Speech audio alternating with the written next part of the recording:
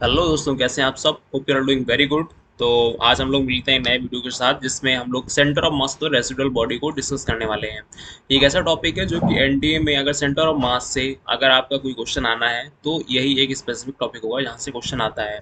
आपने हर बार देखा होगा एक डिस्क होगी, वहाँ से एक मास को रिमूव किया गया, या फिर एक रेक्टेंगुलर प्लेट होगी, वहाँ पे सर्कुलर डिस्क या रेक्टेंगुलर डिस्क इस टाइप की चीज़ों को रिमूव करते हैं और फिर उसका सेंटर ऑफ मास पूछते हैं। या फिर सेम केस होता है हमारा 3D बॉडीज में, जैसे कि स्फीयर में।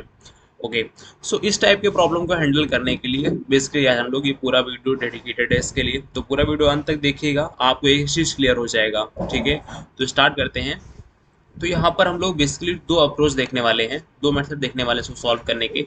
जो पहला मेथड है वो तो मोस्ट जनरल फॉर्मूले से हम लोग डिस्कस करने वाले हैं, बट वो भी इजी है, बहुत आसान है अगर आप उसको समझ गए कायदे से तो।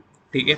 और जो दूसरा मेथड है वो सिर्फ 2D बॉडीज के लिए एप्लीकेबल है, तो वो आपको वहाँ पर थोड़ा सा ध्यान देना पड़ेगा कि हाँ भाई ये 2D बॉडी है या 3D बॉडी है, उस हिसाब से ही आपको फार्मूला को अप्लाई करना पड़ेगा। जैसे कि स्फीयर की बात आएगी अगर आपका, ठीक है, तो वो एक 3D बॉडी हो जाएगा। वहीं अगर एक सर्कुलर डिस्क की बात आएगी, रेक्टेंगुलर लैमिना की बात आएगी, तो वो हमारा 2D बॉडी हो जाएगा। तो वहाँ पर हमारा ये A1x1 = A2x2 हमारा काम करेगा। तो ये दोनों क्या है फॉर्मूले, दोनों को एक एक करके हम कायदे समझेंगे।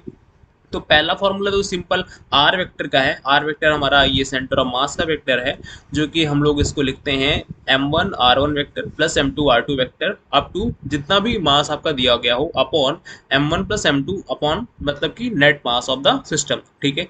तो जो भी अपना R1 वेक्टर या R2 वेक्टर हम लोग कैलकुलेट करते हैं, ये हम लोग ऑरिजिन से कैलकुलेट करेंगे, या अगर इन केस आपका ऑरिजिन नहीं दिया होगा देन आप क्या करेंगे, देन आप कोई भी एक ऑरिजिन अपने आप से कंसिडर करेंगे और वहां से ही सारी चीज़ों को नापेंगे। जैसे मान लीजिए ये सर्कुलर डिस्क दी गई है, ठीक है, और यहाँ पे एक और सर्कुलर डिस्क ऐसे छोटी सी काट दी है। तो मान लीजिए जो इस सर्कुलर बड़े वाली डिस्क का जो सेंटर है उसे आपने ऑरिजिन मान लिया, तो अब जो भी आप वेक्टर्स नापेंगे वो यहाँ से नापेंगे। जैसे मान लीजिए ये आपने ऑरिजिन मान लिया और ये आपकी वाई एक्सिस हो गई और ये आपकी हो गई एक्स एक्सिस। ठीक है, ये एक्स एक्सिस हो गई, ये वाई एक्सिस हो गई। तो जैसे ये दे दिया कि आपने जो बड़े वाली डिस्क का जो आप जो रेडियस वेक्टर होगा वो क्या होगा, 0 i cap plus 0 j cap. वही सेम तरीके से अगर मान लीजिए कुछ एक ही दूरी पर है छोटी वाली डिस्क का, तो ये अपना क्या हो जाएगा, A i cap plus 0 j cap. तो इस तरीके से काम कर सकते हैं अगर आपको ऑरिजिन क्वेश्चन में मेंशन नहीं है। ठीक है, तो ये आप ध्यान रखेंगे। आगे इस फॉर्मूले का पूरा हम लोगों ने क्वेश्चन में समझाया है, कैसे कैसे अप्लाई करना है, हर एक चीज एकदम कायदे से समझाई गई है।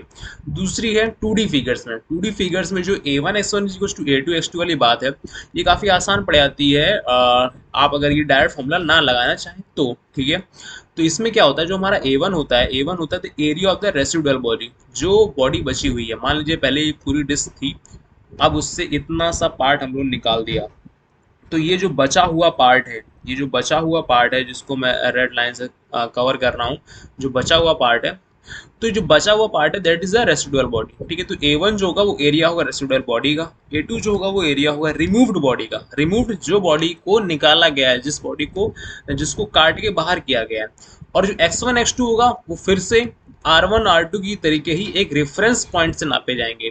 अभी थ्योरी तो बहुत हो गई, आप चलते हैं क्वेश्चन की तरफ। क्वेश्चन जब जब करेंगे तो ये चीज़ें सारी क्लियर हो जाएंगी, और बताना इसलिए जरूरी था ताकि बिल्कुल अटपटा ना लगे।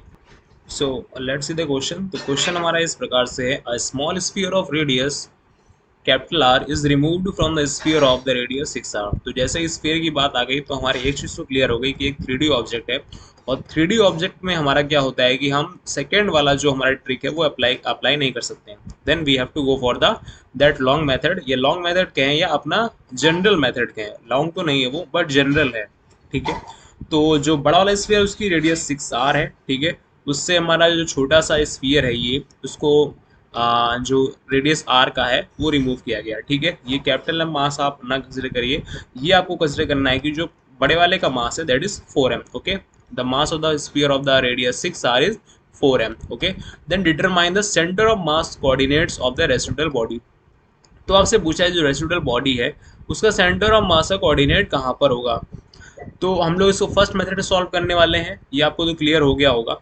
तो just we need to consider that where that mass is remove a negative mass is placed instead of that gap.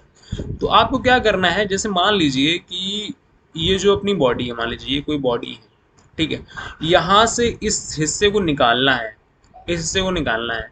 अगर इस हिस्से को निकालना है, इसका मतलब क्या है कि अगर इसी हिस्से के ऊपर इतने ही साइज का अगर हम निगेटिव मास रख दें, वहां पर निगेटिव मास रख देंगे, तो उन दोनों को ऐड करने के बाद जैसे कि +1 और -1 जीरो हो जाता है, जैसे कि हमारा +1 -1 जीरो हो जाता है, उसी तरीके से प्लस का मास और निगेटिव का मास रख देने पर वो हमारा गैप क्रिएट हो जाएगा, वो हमारी चीज़ मिल जाएगी जो हमें चाहिए होगी। ठीक है, तो इस प्रकार से जो मास द रिमूव्ड वन है, पहले इसका मास देख लेते हैं। वो मास निकालने का तरीका क्या है? अगर ये 3D बॉडी है तो अपना अपन लोग क्या करेंगे, मास पर यूनिट वॉल्यूम देखेंगे। ठीक है, अगर ये 2D बॉडी है तो मास पर यूनिट एरिया देखेंगे, क्योंकि उस समय मास हमारे एरिया में डिवाइड होता है, और क्योंकि हमारी 3D बॉडी है, 3 डायमेंशनल, तो उसमें वॉल्यूम होता है, तो मास हमारा वॉल्यूम में डिवाइडेड होता है। ठीक है, तो 4m का मास है हमारा। कितना वॉल्यूम हो गया स्फीयर को? 4/3 πr क्यूब। तो इस तरीके से ये into 4/3 πr cube of the this r radius का, तो इस तरीके से m/54 मास आ गया। ठीक है, तो अब ये जो बात मैंने आपको समझाई यहाँ पर कि अगर ये +m का मास और -m का मास यहाँ पे रख देंगे, इसको विजुलाइज करने की कोशिश करते हैं। तो देखिए, जैसे हमको ये चीज चाहिए, ये फाइनल आउटकम चाहिए कि यहाँ पर हमारा गैप होना चाहिए। ओके, तो हम क्या कंसिडर करते हैं कि ये हमारा पूरा पॉजिटिव वाला मास था। ठीक है, ये पूरा पॉजिटिव वाली चीज़ थी, और ये एक हम लोग निगेटिव वाली चीज़ लेके आ रहे हैं। ठीक है, तो इस निगेटिव वाली चीज़ को इसके ऊपर ला के रख दिया, इसके ऊपर ला के जब हम लोगों ने इस निगेटिव वाली चीज़ को रख दिया, तो ये अपना उस चीज़ को ब्लैंक कर देगा, क्योंकि वहाँ पहले पॉजिटिव था, आपने निगेटिव ला दिया तो वो क्या कर दिया, जीरो कर दिया। यही बात वो समझाने की कोशिश कर रहा था मैं। ठीक है, तो इसका मतलब क्या है कि ये चीज़ और ये चीज़ दोनों इक्विवेलेंट है। इक्विवेलेंट कैसे है? क्योंकि यहाँ पे कुछ भी नहीं है, ये ब्लैंक है, और यहाँ पे क्या है, पॉजिटिव है, प्लस इसके ऊपर ये वाला हमारा चीज़ निगेटिव रखा हुआ है। तो इसी चीज़ को हम लोग को यूटिलाइज करना है, क्योंकि हमको जो फॉर्मूला पता होता है वहाँ सिर्फ एम आर इस टाइप की चीज़ें होती हैं। तो इस टाइप की चीज़ों में हमें एम जो होगा वो पॉजिटिव रखे या निगेटिव रखे, उसकी हमें खुली छूट होती है, क्योंकि हमको ये नहीं पता होता है कि इस शेप का क्या सेंटर ऑफ मास होगा, पर हमें पता है कि इस शेप की निगेटिव वाले का सेंटर ऑफ मास हमें पता है, क्योंकि वो भी डिस्क के फॉर्म में है, तो उसका सेंटर ऑफ मास के सेंटर पे होगा। तो हम लोग अपनी कैलकुलेशंस को आसान करने के लिए इस टाइप की एजम्पशंस को मानते हैं और उनको यूटिलाइज करते हैं। तो आई होप आप लोग को ये बात समझ में आ गई होगी कि इसके ऊपर अगर हम लोग निगेटिव का मास रख दें तो ये दोनों चीज इक्विवेलेंट हो जाएंगी, मतलब समान हो जाएंगी। अगर समान हो जाएंगी तो इसको कैलकुलेशन करना अब आसान हो गया है। ये वैसा लग रहा है कि इसमें दो बॉडी रखी है, एक पहली बॉडी रखी जो कि पॉजिटिव की है, और इसके ऊपर एक दूसरी बॉडी रखी जो कि नेगेटिव की है। ओके, तो अभी देखिए, तो अभी इस चीज को समझने की कोशिश करते हैं, ये हम लोगों ने फॉर्मूला कैसे अप्लाई किया। तो हम लोगों का फॉर्मूला क्या था, r vector is equals to m1r1 + m2r2 upon m1 + m2 इस टाइप का था। तो हम लोगों को पता है 4m जो हमारा है वो मास है पूरी बॉडी का, li cap plus 0j cap, ये चीज आप लोग यहाँ से देख लीजिए, ये हमारा L की दूरी पर है यहाँ से। ठीक है, ये हमारा L की दूरी पर है, तो हमारा li cap plus 0j cap, और ये जो हमारा है ये कितने की दूरी पर है, अगर ये पूरी दूरी, ये रेडियस की 6r है, इधर ये 6r तक है, और सिर्फ ये इधर से, इस सेंटर से इधर से यहाँ तक की दूरी r है, तो यहाँ से यहाँ तक की, इसके सेंटर से इसके सेंटर की दूरी कितनी हो जाएगी, 5r कुछ हो जाएगी। ठीक है, तो यही चीज़ यहाँ समझाने की कोशिश की, और हम लोगों ने मास को कैलकुलेट किया था, m/54 आ रहा था मास पर यूनिट वॉल्यूम से, पर वो मास हम लोग को नेगेटिव में रखना है, तो प्लस का साइन तो आप लगाएंगे, इसके बाद हम लोग माइनस का m/54 लिखेंगे। ठीक है, अब ब्रैकेट में अपना जो क्या होगा, इसका वेक्टर वेक्टर तो वेक्टर क्या हो जाएगा अपना L + 5r। L की दूरी तो पहले से थी, ऑरिजिन हम लोग को क्वेश्चन में गिवन था कि हम लोग को कहीं दूर वहाँ ऑरिजिन लेना है, वहाँ सारी चीज़ें कैलकुलेशन करनी है। ओके, तो वहाँ से L + 5r, इस तरीके से जब आप कैलकुलेट करेंगे तो आई होप आंसर कुछ इस तरीके का आएगा। नहीं, आंसर में कुछ इस तरीके का कुछ नहीं आएगा, आप लोग इसको कैलकुलेट कर लिएगा। तो आंसर कुछ जो भी है आप लोग प्लीज़ कमेंट करिएगा आंसर आपका क्या आ रहा है। ठीक है, तो आपको तरीका समझ में आया होगा कैसे इस तरीके को अप्लाई करना है वेक्टर मेथड को किसी भी तरीके का फिगर। जैसे मान लीजिए आपका ये रेक्टेंगुलर लैमिना दिया हुआ है, यहाँ से अपना कुछ एक ऐसे स्क्वायर मान लीजिए रिमूव कर दिया, तो आप क्या करेंगे, मान लीजिए आपने यहाँ पे ऑरिजिन लिया है, यहाँ पे ऑरिजिन लिया है, तो इसका आपको एरिया निकालना तो बहुत आसान हो गया, मास पर यूनिट एरिया से आप इसकी एरिया निकाल लेंगे तो उस निगेटिव वाले की एरिया आ जाएगी। अब अगर मान लीजिए आपने यहाँ पर इसका ओरिजिन ले लिया, इसके सेंटर में बीच में, तो इसके बीच में ओरिजिन लेने में क्या अच्छा काम ये होता है कि जब आप इसका वेक्टर लिख रहे होंगे तो इसको 0 i cap plus 0 j cap लिखना पड़ेगा, ठीक है। तो आप ये थोड़ा आसानी हो जाती है आपके लिए कि ये वाला टर्म फिर हमारा 0 हो जाता है, पहला वाला, ठीक है। और फिर बस आपको क्या करना है, इस वेक्टर की, जो वेक्टर अभी मैंने पॉइंट किया, इस वेक्टर की वैल्यू निकालनी है और आपका क्वेश्चन समाप्त, ठीक है। तो ये वेक्टर मेथड इसलिए काफ़ी हेल्पफुल होता है। अब आप क्या करिएगा, इस क्वेश्चन को लगाने के बाद, इस मेथड को समझने के बाद, आप जो भी एनटीए में अभी क्वेश्चन आए हैं 21 में, 20 में, 19 में, उन सारे क्वेश्चंस में देखिएगा आप, पहले तो हर पेपर में आपको ये क्वेश्चन लमसम मिल जाएगा, और फिर वहाँ जाके इस वाले मेथड को अप्लाई करिएगा। फिर आप लोग दूसरा मेथड भी अप्लाई करिएगा जो हम लोग अगले क्वेश्चन में देखने जा रहे हैं। तो देखिए, दूसरा क्वेश्चन हमारा इस प्रकार का है कि find the position of centre of mass of the residual body if half disc of radius r is removed from the another half disc, ठीक है। तो हमारी एक पहले हाफ डिस्क थी ये रेडियस 2r की, उससे ये वाली चीज, जो ये वाली चीज है ना, ये हमारी जो रेडियस आर की एक हाफ डिस्क को वहां से हम लोगों ने रिमूव कर दिया। तो अभी देखिए क्या करना है, हम लोग यहाँ पे जानते हैं कि ये 2D फिगर है, तो यहाँ पे a1 x1 is equal to a2 x2 वाली चीज एप्लीकेबल है कि नहीं।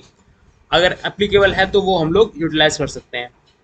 अभी A1 क्या था हमारा, A1 था area of the residual body, बचे हुए मास का बॉडी। तो बचे हुए का बॉडी कैसे निकालेंगे, पहले पूरे का निकाल लें, फिर जितना घटा है उसका माइनस कर लें। तो पाई/2 πr² होता है हमारा, लेकिन पाई/2 करेंगे क्योंकि हाफ डिस्क है।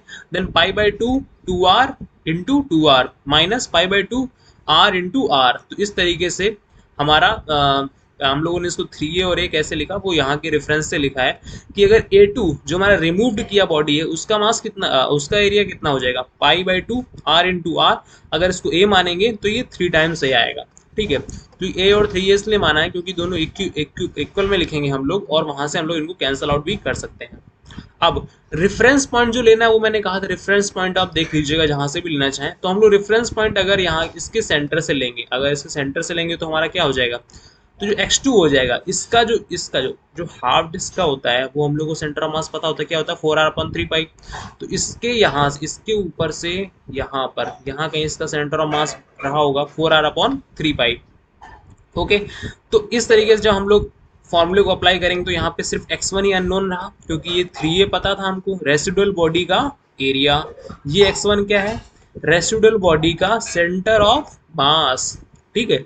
और ये a क्या है, रेसिडुअल बॉडी का, सॉरी रिमूव्ड बॉडी का एरिया, और ये क्या है, रिमूव्ड बॉडी का सेंटर ऑफ मास। तो यहाँ सिर्फ x1 ही एक अननोन टर्म रहा, तो क्या वो कैलकुलेट कर सकते हैं बहुत आसानी से।